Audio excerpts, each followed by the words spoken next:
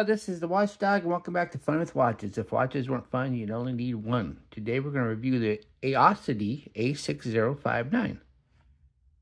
Let's start with the wrist check. I'm wearing this Lax Denton LD9109, and Greg was wearing my Steel Flyer SF740V.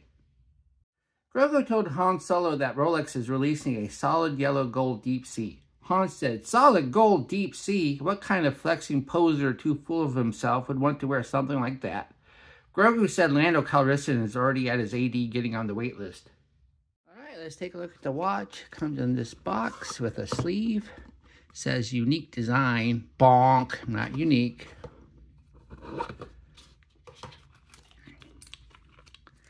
And here's the watch.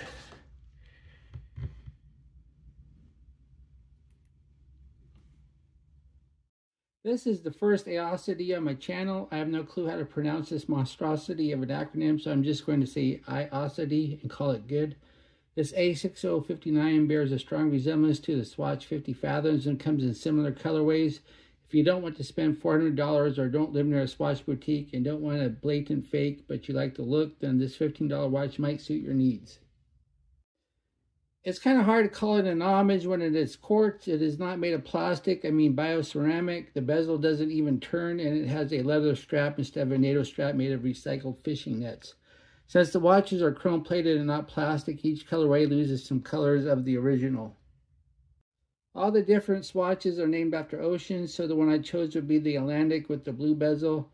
Then there is the Arctic with the tan dial and orange bezel. Then there is the Pacific with the gray dial and black bezel. Then there is the Indian Ocean with the green dial and black bezel. Then finally the Antarctic with the white dial and gray bezel. There is no all-black Ocean of Storms option. The watch is 44.8 millimeters at the bezel, so it's a full-size watch. It's a big one. 53.2 millimeters lug to lug. It's 11.5 millimeters thick. Has a 22 millimeter lug width that tapers down to 20. And weighs 66 grams on the supplied leather strap. The bezel is a no-click bezel because it doesn't spin. It's fake.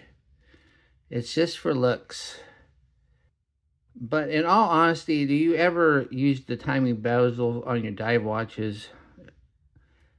I use them sometimes to time my loom tests, but hardly ever.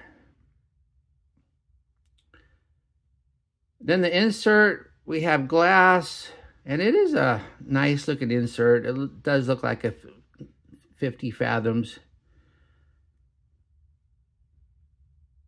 Then we have the dial. They did a good job with the dial. It's got that gradient effect, so it does look a lot like the real thing. Then on top it says AOCASDY, then it says chronograph. Well, this isn't a chronograph. I've heard other Chinese watch companies call dive watches chronographs just because they have a timing bezel, but this timing bezel doesn't work, so not a chronograph. Then on the bottom it says Quartz 30 meters waterproof. It's not waterproof, it's water resistant. They shouldn't say waterproof. Then we have the applied indices. We have numbers at the 3, 6, 9, and 12. And then we have little trapezoids everywhere else.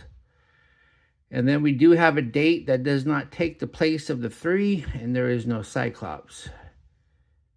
And then we have minute markers on the chapter ring. Then we have the hands. We have sword hands, hour and minute. And then we have a spear tip second hand. And the orange does look nice on the blue. I like the fact that they made it orange. Then we have an unsigned push-pull crown. You don't get screw down. It's a good thing it's not a screw down because it would be really hard to screw it down. Because look at this crown guard. The crown guard seriously guards the crown. And it makes it difficult to use. It's not too bad setting the watch, but if you have to go to set the date and use the quick set on the date, it's really hard to get it into the right position.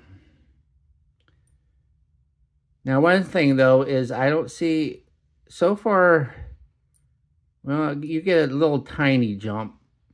But if you hold the crown, when you press it in, you can set it without it jumping.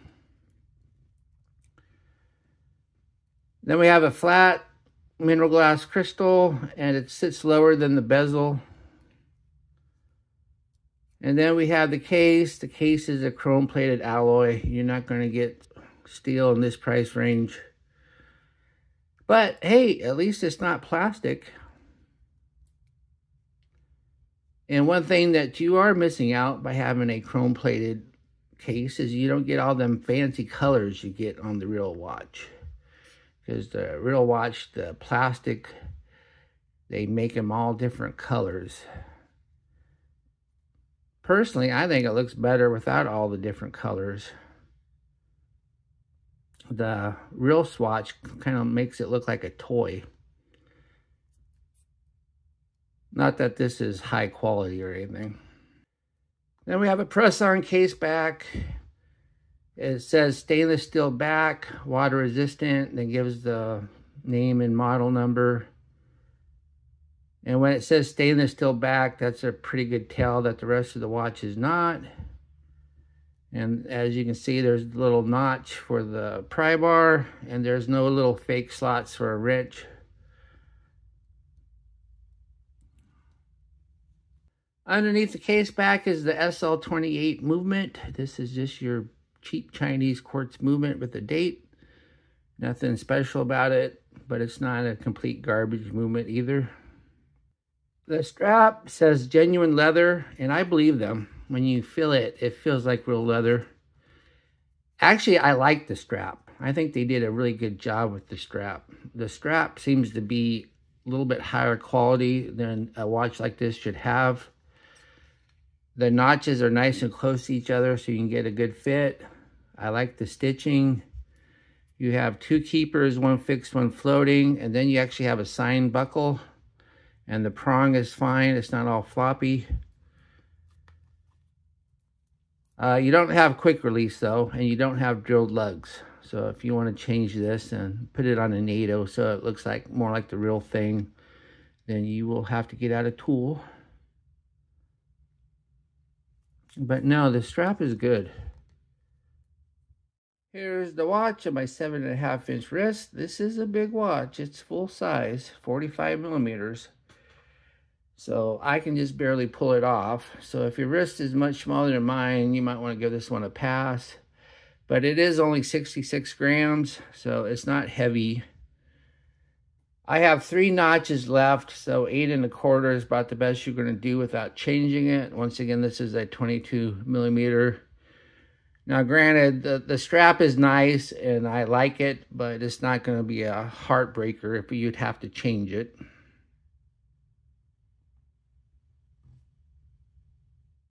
Here we are in the loom room. This is a $15 watch, so I'm not expecting much. As we speed up the time, we see the loom pip is not loomed. The numerals fade almost immediately, followed by the second hand. But the non-numeric markers are much better, but not good. But the major hands aren't bad considering the price of this watch. The hands are what matter and are better than I expected. What I like about this watch, well, I do like the looks. It looks a lot like the Swatch, but it doesn't have all that plastic on it.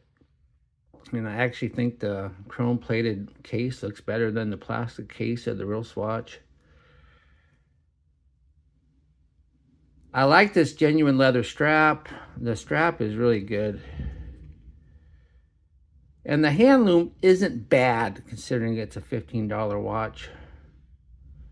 What are my gripes and groans? The bezel doesn't spin. The crown guard guards the crown too much. It makes it difficult to use. And the rest of the watch's loom is garbage.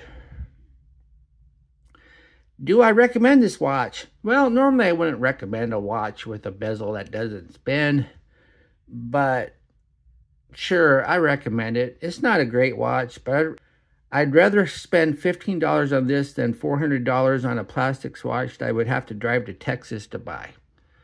Well, thank you for watching my review of the AOCASDIY A6059, and I will be back with another review.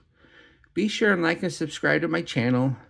And if you do like this watch, be sure to use my affiliate link and I will get a tiny, tiny commission.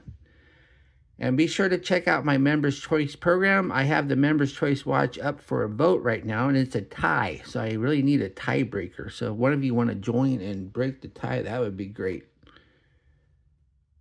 Bye.